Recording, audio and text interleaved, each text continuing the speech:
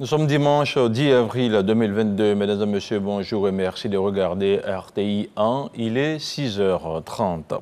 Conviés par le COSIM, plusieurs membres du gouvernement ont participé vendredi à la rupture collective du mois de Ramadan. À la tête de la délégation gouvernementale, le Premier ministre Patrick Kachi.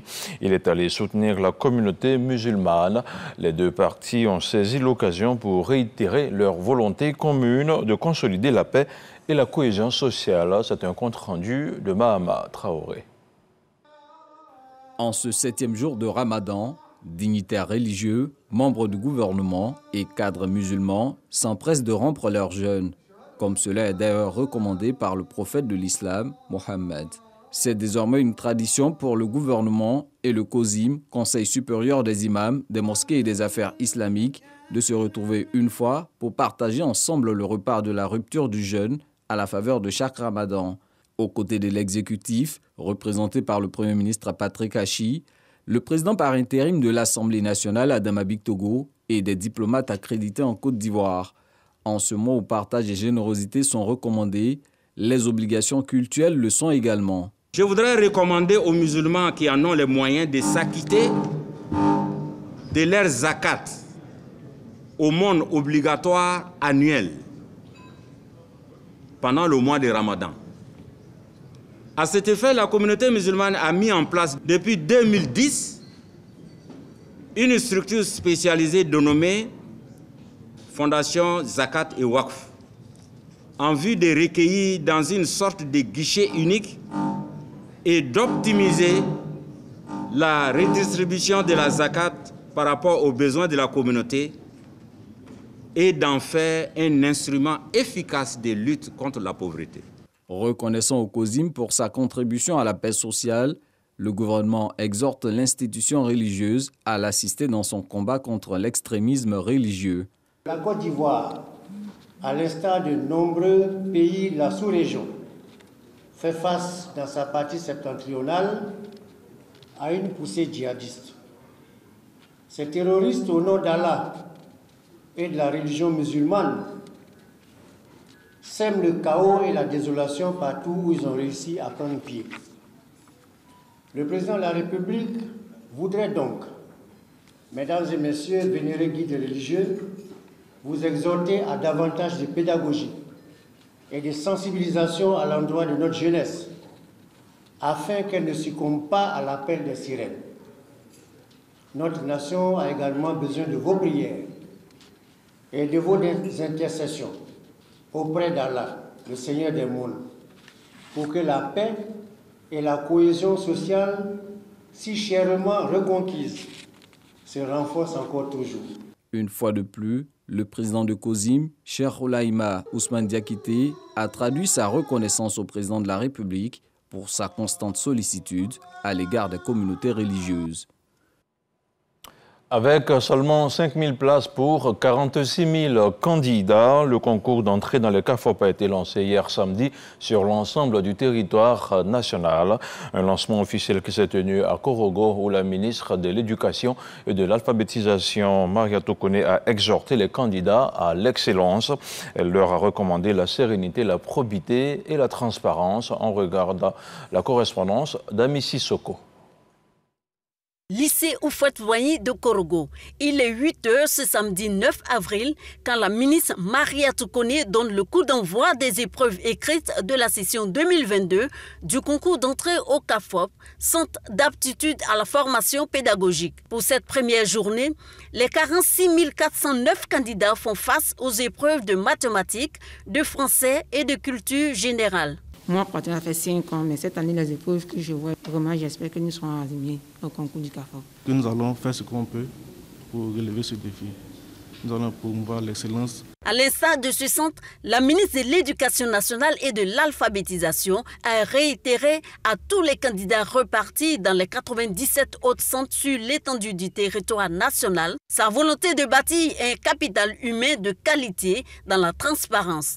L'année dernière, nous avons dû reprendre une deuxième session et nous espérons que cette année, on s'en tiendra à une seule session et que c'est vraiment ceux qui se font confiance, ceux qui ont vraiment étudié, qui seront admis, parce que seul le travail paye. Au nom de la solidarité gouvernementale, la ministre de l'Éducation nationale et de l'alphabétisation était accompagnée à ce lancement par deux de ses collègues, le ministre Amadou Koulibaly et la ministre Miss Belmont Dogo. La seule chose qui paye, c'est le travail. C'est la constance dans le travail et c'est le message que Madame le ministre a bien voulu leur adresser lorsque nous avons visité les salles, leur demander de compter sur eux-mêmes d'abord. Nous sommes venus la soutenir. Nous avons constaté, c'est ma première fois d'assister à l'ouverture des épreuves. J'ai vu que tout était scellé. Et les candidats sont concentrés. Nous espérons que Korogo en sortira avec un très beau taux de réussite. Débuté ce 9 avril, les résultats définitifs de cette session sont attendus pour le 15 juillet prochain, après les épreuves du test psychotechnique. La Côte d'Ivoire veut s'inspirer du modèle français. Le ministre de l'Enseignement technique, de la formation professionnelle et de l'apprentissage était récemment en mission d'imprégnation dans l'Hexagone. Dans la région de Nancy, Kofi Nguessan s'est intéressé au modèle de l'école de la deuxième chance, un système qui permet aux jeunes sortis du monde éducatif et sans qualification d'intégrer le milieu du travail. Envoyé spécial à Nancy, Hugues Hervé Blé. Dans le Grand Est français, l'école de la deuxième chance fait ses preuves dans la réinsertion des jeunes de 16 à 25 ans sans emploi et sans qualification. Soucieux d'améliorer sensiblement l'employabilité des jeunes en Côte d'Ivoire, le ministre de l'Enseignement technique, professionnel et de l'apprentissage s'intéresse à ce dispositif. À Nancy, Chalon, Strasbourg, Kofi Nguessan a discuté des conditions de mise en œuvre et d'opérationnalisation de l'école de la deuxième chance. Il a été question de collaboration. En 2020, les EDC ont accueilli, sur 135 sites en France, 14 188 stagiaires. 80 formations sont proposées dans les métiers de la bouche, l'hôtellerie-restauration, les services à savoir la coiffure, la vente et autres. Des formations également dans la maintenance des véhicules, la santé et le social, la logistique, les réseaux télécoms. Le réseau des écoles de la deuxième chance intègre des centres de formation à l'apprentissage. Il connaît 63% de sorties positives vers un emploi ou une formation qualifiante. La formatrice, donc Stéphanie Rudarzac, formatrice en vente, spécialement en CAP. Sylvie Camus, formatrice en maths sciences et en plus on fait de la co-intervention vente, utilisation des caisses. À Nancy, le ministre Kofi Nguessan s'est aussi intéressé à la possibilité de création d'entreprises qu'offre le dispositif. Le CAREP, qui se définit comme la pépinière d'entreprises du pays Val-Lorraine, accompagne plus de 100 porteurs de projets par an pour 50 créations. Ça fait donc 4 ans en fait que nous rayonnons donc ici. On a agrandi la société d'année en année. On a pu y construire ce bel outil de fabrication grâce bien évidemment à CAREP et à leur accompagnement du quotidien. Bravo, c'est un bon parcours. Merci. À ses hôtes, le ministre Kofi Nguessan a dit toute la détermination du gouvernement ivoirien à améliorer l'employabilité des jeunes et à développer les compétences de son capital humain, en s'inspirant aux besoins des expériences réussies.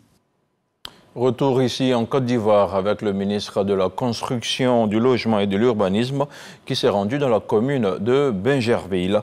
Bruno Nabagné-Kone était alors en compagnie de tous les acteurs du cadre bâti.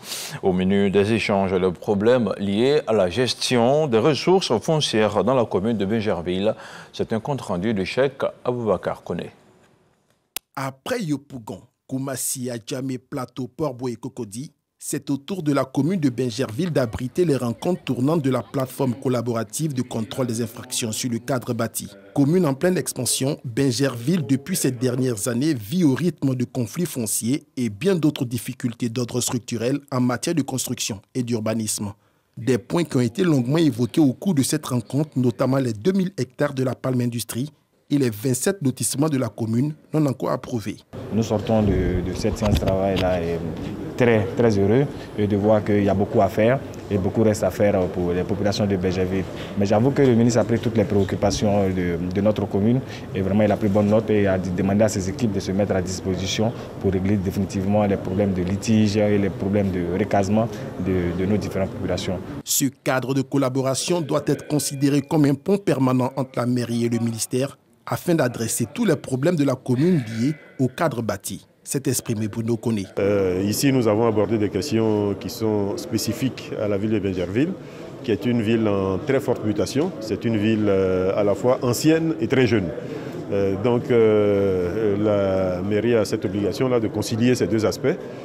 Et au plan urbanistique, elle a sans doute besoin d'être soutenue par le ministère en charge de la construction, du logement et de l'urbanisme. Donc nous avons débattu de toutes les questions qui concernent Benjerville et nous avons assuré M. le maire et son conseil municipal du soutien du ministère dont nous avons la charge. Outre ces questions, Bruno Koné a égrené les dernières réformes de son département ministériel, la récapitalisation de la BACI, la création du fonds de garantie du logement social, ainsi que la parafiscalité sur le ciment, le fer à béton et le marbre.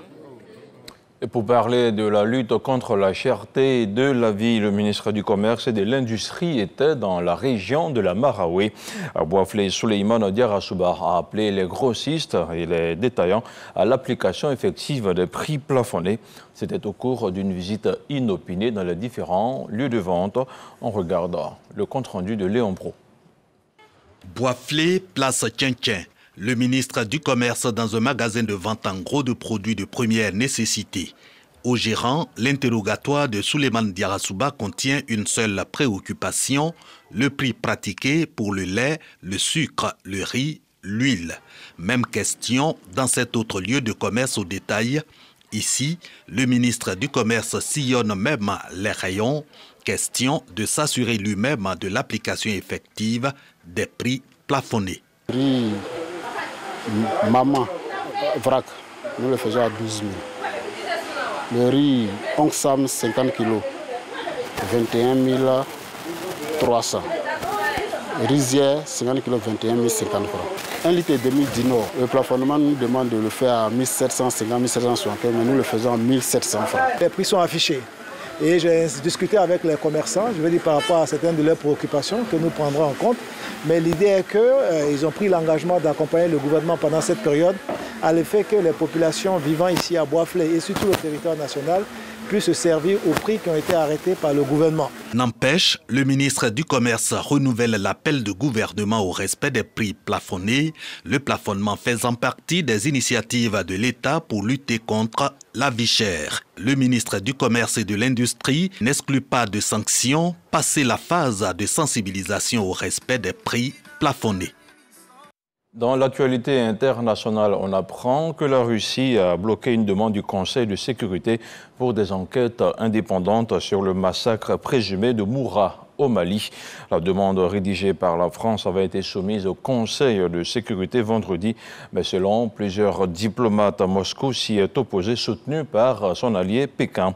Selon un rapport de l'ONG Human Rights Watch, 300 civils de Moura auraient été victimes d'exécutions sommaires de la part des soldats maliens associés à des combattants étrangers. Les autorités de Bamako affirment de leur côté avoir neutralisé 203 djihadistes. Et puis en France, c'est le jour J. Les bureaux de vote ont ouvert ce dimanche 10 avril pour le premier tour de l'élection présidentielle 2022. Quelques 48,7 millions d'électeurs sont appelés aux urnes. Un en augmentation par rapport aux élections régionales et départementales de l'an dernier. Pourtant, l'abstention reste plus que jamais la grande inconnue de ce scrutin. Les chiffres de la participation seront connus à midi puis à 17h et les résultats seront dévoilés à 20h heure locale. Outre le président sortant Emmanuel Macron, 11 candidats se présentent au suffrage des Français de l'extrême droite à l'extrême gauche, avec notamment Marine Le Pen et Éric Zemmour. Voilà, c'est la fin de ce flash d'informations. Merci de l'avoir suivi et restez surtout en notre compagnie sur RTI 1. Les informations se poursuivent.